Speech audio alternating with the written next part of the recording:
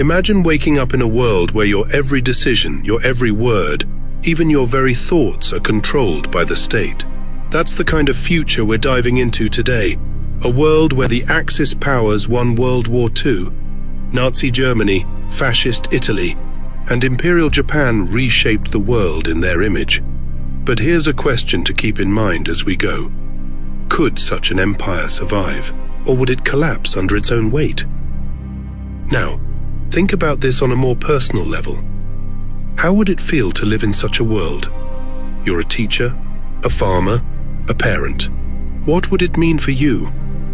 By the end of this journey, we'll uncover whether humanity could find hope in even the darkest shadows of history. Let's rewind to 1945, but not the 1945 we know. Instead, imagine key battles going the other way. Stalingrad, the brutal fight that turned the tide on the Eastern Front, falls to Germany. Now, Hitler has control of vital Soviet oil fields, cutting off Stalin's ability to keep fighting. Meanwhile, in the Pacific, the pivotal Battle of Midway, Japan wins that too. With the United States Navy crippled, Japan takes full control of the Pacific and starts eyeing Australia as its next target. And then there's Operation Sea Lion, Germany's plan to invade Britain. Historically, the Nazis couldn't pull it off because they failed to dominate the skies during the Battle of Britain. But in this world, let's say they do. Britain falls and Churchill flees to Canada, trying to rally support from afar. The once proud British Empire is reduced to a puppet state under Nazi control. In this timeline, the Axis victory isn't just military, it's psychological. Imagine the Allies, scattered and demoralized, watching the Axis celebrate its conquest of Europe and the Pacific. Grand parades are held in Berlin and Tokyo, cementing the Axis as unshakable superpowers. Nazi and Japanese propaganda flood the airwaves, declaring their regimes the rightful rulers of the world. Meanwhile, occupied territories lose hope, their citizens forced to live under banners that symbolize oppression and terror. The United States is left isolated, surrounded by German U-boats in the Atlantic and Japanese forces advancing in the Pacific. The Allies are fractured, and the Axis powers now hold all the cards. Under Nazi rule, Europe becomes something straight out of a dystopian nightmare. Hitler's General Plan Ost, and yes, this was a real plan, calls for the mass extermination or enslavement of tens of millions of people in Eastern Europe. Imagine cities like Warsaw or Kiev completely wiped out, their land turned into farms for German settlers. For those who survive, daily life is suffocating. Curfews are enforced with brutal precision, and every street corner is patrolled by armed SS officers. Families live in constant fear of denunciation. Neighbors, even children, are encouraged to report any hint of dissent. Basic goods like food and fuel are rationed, with the majority diverted to feed German troops or the Nazi elite. Public spaces are stripped of cultural identity. Monuments and books are destroyed, and even speaking native languages can result in imprisonment or execution. In this version of Europe, your very existence could be considered a crime. In Western Europe, resistance movements, like the French Maquis, struggle to survive under the constant watch of the Gestapo, the Nazi secret police.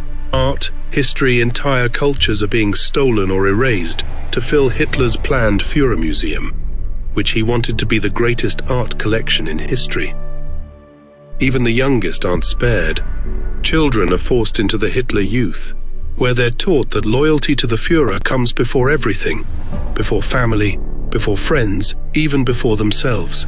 Schools don't teach math or literature anymore, they teach propaganda, and anyone who resists, they're sent to concentration camps or executed in the streets. But even in this dark world, there's defiance. Ordinary people risk everything to resist. A hidden printing press here, a sabotage mission there. It's small, but it's something. Japan's empire spreads rapidly, fulfilling its propaganda vision of the Greater East Asia Company prosperity sphere. This concept, presented as a unification of Asian nations under Japanese leadership, was in reality a cover for imperial domination. China? Completely under Japanese control, entire regions are turned into labor camps. In Manchuria, the infamous Unit 731 ramps up its experiments. We're talking biological weapons, plague, anthrax, tested on live prisoners.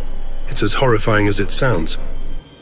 In Korea, Japanese authorities enforce cultural erasure. Korean language, history, and traditions are outlawed, replaced by Japanese customs. Meanwhile, women are forced into sexual slavery as so-called comfort women for Japanese soldiers. Southeast Asia. It becomes a giant resource colony. Oil from Indonesia, rubber from Burma, all stripped away to fuel Japan's war machine. Daily life under Japanese occupation is a harsh and degrading existence. Markets are emptied as food supplies are requisitioned for the Japanese military, leaving local populations to starve. Entire families are torn apart, men are sent to work in brutal forced labor camps, while children are denied education and conscripted into menial tasks. In some regions, loyalty oaths to the emperor are mandatory, and failure to comply results in public beatings or worse. Entire villages are razed if even a whisper of resistance is detected, leaving survivors to wonder if safety exists anywhere. And yet, resistance flickers here too. Filipino guerrillas, for example, wage a relentless war against Japanese forces. They're outgunned, outnumbered, but they refuse to give up.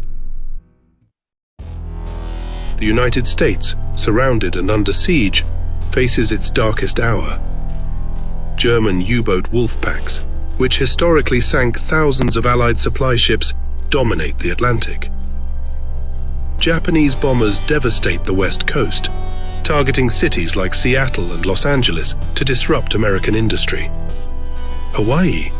It's now a heavily fortified Japanese outpost, preparing for an invasion of the mainland. Under Axis control, American society undergoes a chilling transformation.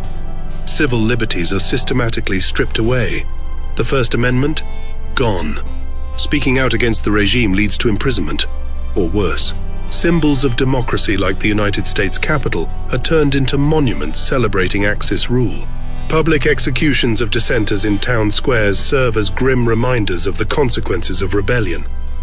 In schools, children pledge loyalty to Axis leaders, their history textbooks rewritten to glorify Nazi and Japanese victories. The once vibrant culture of the United States is reduced to a shadow of its former self. Imagine walking through a city like New York, once a beacon of diversity and freedom, now draped in swastikas and imperial banners. Propaganda blares from loudspeakers, announcing the glorious unity of the Axis regime. Food lines stretch for blocks as resources are diverted overseas. Former symbols of hope, the Statue of Liberty, the Lincoln Memorial, are defaced or destroyed, their messages of freedom erased. Every aspect of life is designed to enforce fear and obedience. But resistance burns on. Secret networks inspired by the European Maquis coordinate sabotage missions across both zones. In the Midwest, militias train in secret, hoping for a chance to reclaim their country.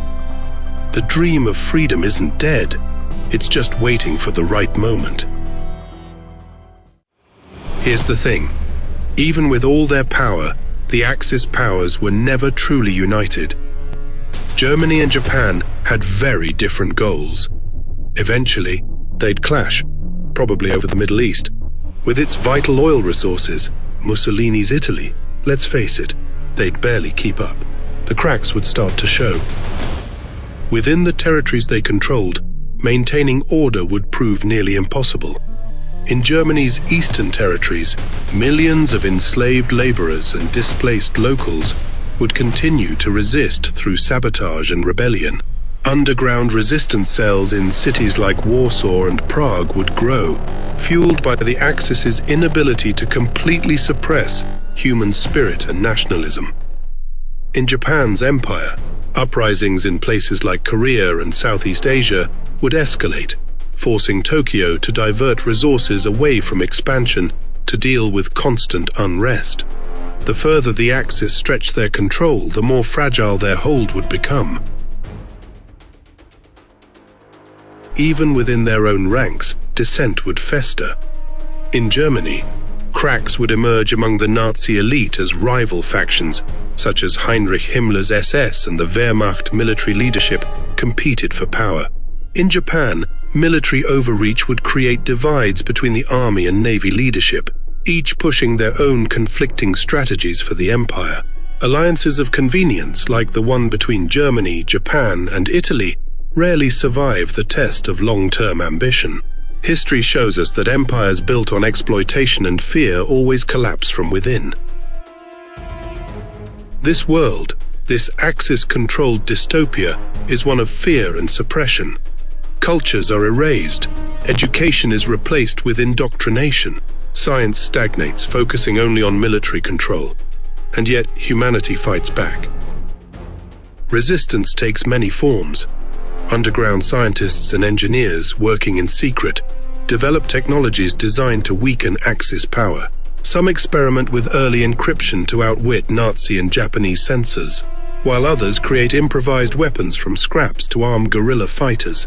Farmers in occupied territories find ways to smuggle food to starving families, even as the Axis enforces harsh quotas.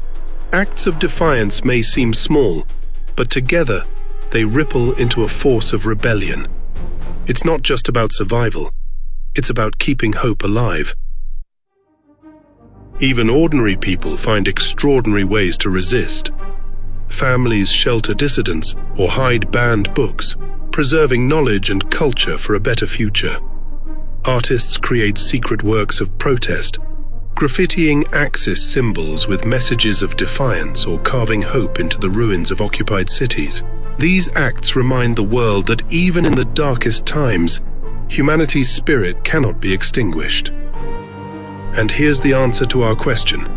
No empire built on fear can last forever, whether through rebellion, internal collapse, or sheer resilience. Tyranny always falls. So, what if the Axis had won? The world would have been darker, harsher, and far less free. But even in this bleak alternate history, humanity's resilience proves unshakable. Tyranny can only last so long before cracks begin to form. Could resistance have triumphed? Or would humanity's light have been extinguished forever? Let us know your thoughts in the comments, and don't forget to like and subscribe for more journeys into history.